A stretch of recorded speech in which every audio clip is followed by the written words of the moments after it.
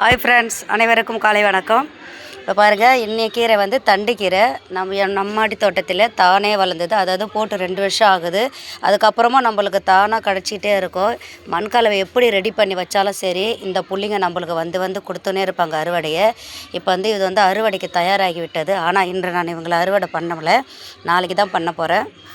அதனால் இன்றைக்கி இவங்கள ஒரு வீடியோ எடுத்து உங்களுக்கு கொடுத்துட்லான்னு பார்க்குறேன்.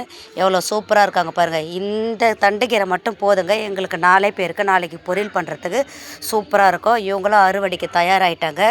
இதில் பார்த்தீங்கன்னா ஒரு 5 இருந்தால் போதும். ஏன்னா இவங்க வந்து தண்டோடு சாப்பிடக்கூடியவங்க இல்லையா.